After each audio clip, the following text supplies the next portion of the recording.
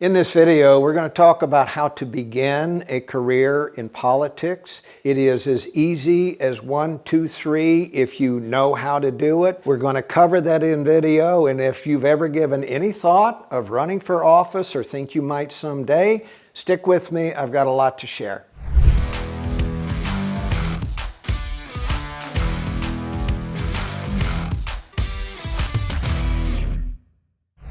In this video, we're going to talk about the road to your destination and how you figure out what your destination is, where to find people who can help you achieve your dream, and some of the habits you need to develop to jumpstart your career. I mentioned your destination. A career in politics is kind of like a long road trip. It kind of helps to know where you're going and exactly what point you're trying to reach. And if you go into politics with no idea of what office you want to run for, you're going to aimlessly wander in the wilderness for quite some time. So, what office do you want to run for?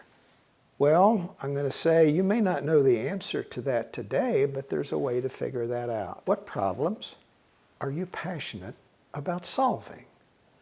What injustices are you passionate about fixing? What wrongs going on in your community are you passionate about righting? What piece of the community where you live, or what kind of people are you passionate about giving a hand up with some policy idea or program? If you don't know the answers to those questions, well, there's good news. I'm going to tell you 5 ways to figure it out.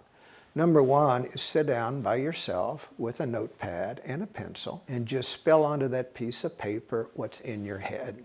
Surely you're aware of some problem that needs a solution. Surely you have seen something that is unjust in your community or a problem that needs to be fixed, even if it's a dangerous intersection or a street that's not well lit.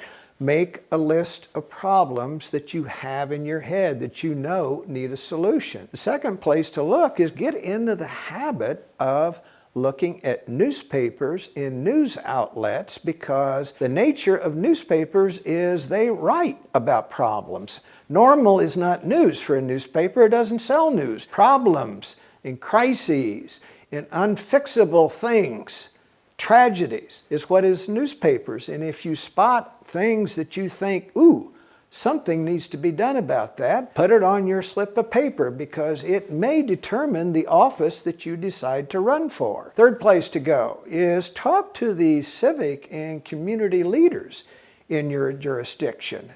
They help people who need a hand up. They are involved in promoting ways to help those who don't have a place to live, people who don't have the right kind of health care, people who may not have enough food. They are quite often on the front lines of the problems in this community, and they may be able to give you a few ideas. Now, here's the key point of all of this. At the end of the day, if you know that you want to run for a particular job, how do you know it's the right choice? Well, if you think about the problems that you're passionate about solving, what office gives you the power to fix it? That should determine the office that you're running for, and it determines one of your quickest ways, because I'm going to go now into how you use that information to get yourself ingratiated with the people who need to meet you.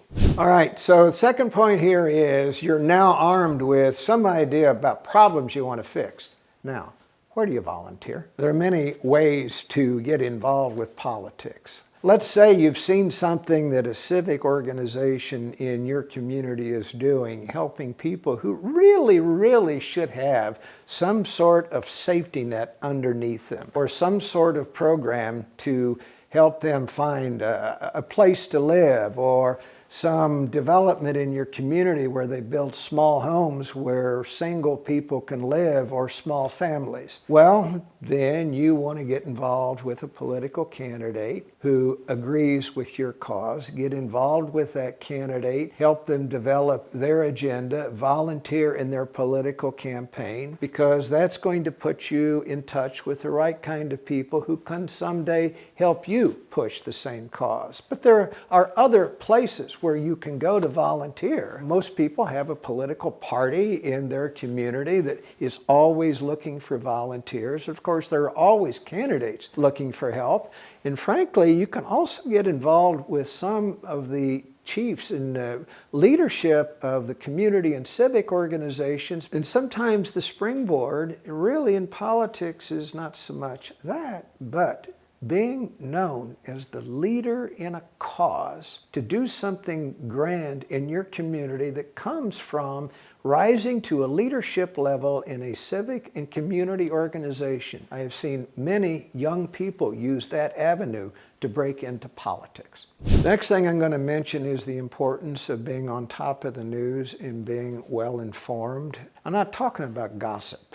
I'm talking about things that happen in the world the day before, things that may affect the campaign of someone that you are involved with, something that may happen in the next day or two that could have either a positive or deleterious effect on a campaign that you are involved with. Don't leave your house in the morning unless you've glanced at 2 or 3 newspapers that are heavy with news, so at least you have some idea of what happened in the world the day before. When you've got time, take a look at the opinion columns in different newspapers, because you'll see how issues of our time are being debated by both conservative and liberal voices. You may get some ideas about how your candidate might benefit from one of the ideas that you mentioned. But here's where it leads, and I'll relate this with a story as well. It was an ambitious young volunteer once in a campaign who always showed up early. Well, one of the reasons he showed up early is he knew the candidate's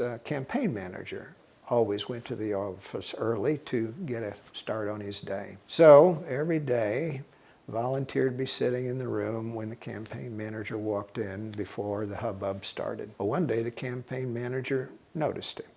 He said, "Good morning, how are you?